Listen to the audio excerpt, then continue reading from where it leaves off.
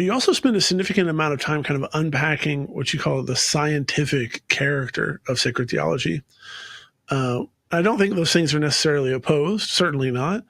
But can you explain why theology is a science, what kind of science it is, and why that's important?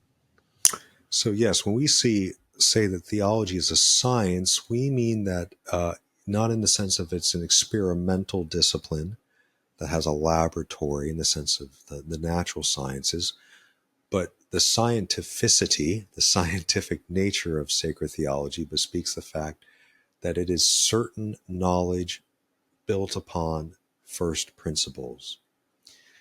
And so what we mean when we call sacred theology scientific is that it is not hypothetical, it is not conjectural, and it is not random, but it's a systematic, methodic, discursive discipline that begins with the first truths that God has revealed, the first principles, the articles of faith, and then through human reasoning we can understand implications, nuances, and further distinctions in light of those first principles.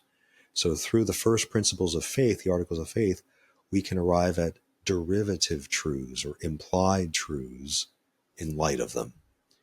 That's ultimately what a science is. A science is knowledge of a certain knowledge that's derived through first principles and causes.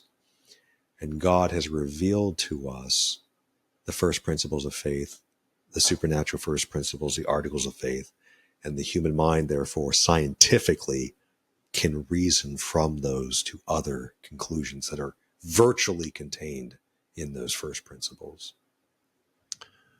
Father, we're getting here to the question of like, okay, well, why is it important that theology is a science? And maybe one way to think about that is, what are the kind of other options on the table, or maybe off the table, but maybe that people have thought that theology is? If it's not a science, is it something else? Is it a description of a people at a particular time and how they think of God or something like that? I mean, what are the other kind of characterizations of theology that we maybe want to avoid, and that understanding the scientific character of theology help us to get?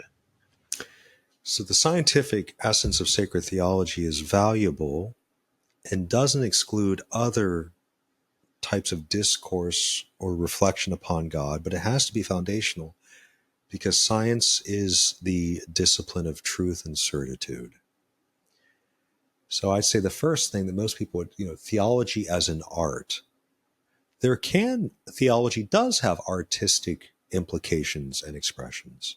We see this in the history of sacred art. Beautiful, the greatest artists in history have depicted various things, but they were able to depict artistically divine truths on the canvas or in the written word through poetry or literature because they first understood the truth about who God is. And so what science affords Christian believers and the scientific nature of theology affords Christian Catholic theologians is an inextricable connection to God himself under the formality of truth.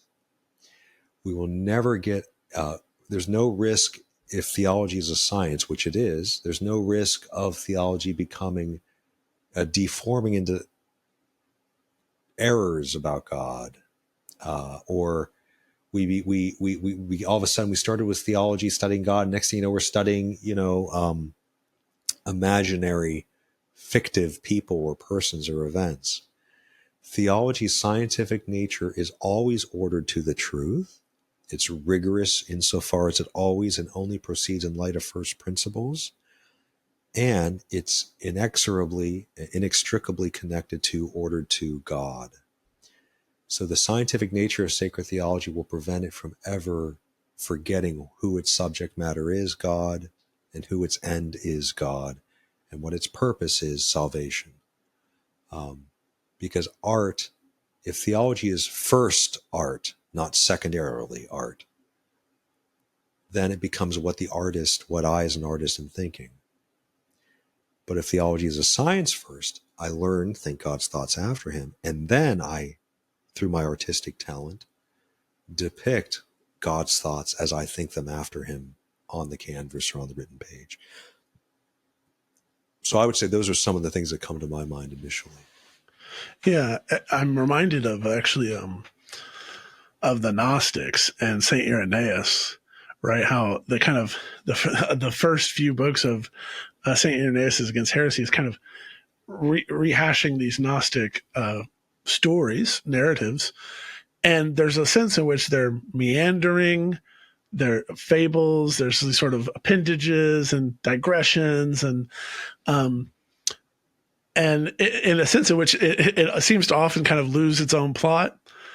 And there's something there that the discourse there becomes more mythological or something else. But whereas the scientific character theology is trying to kind of stay true to its source, but and reason carefully back to its source. Amen.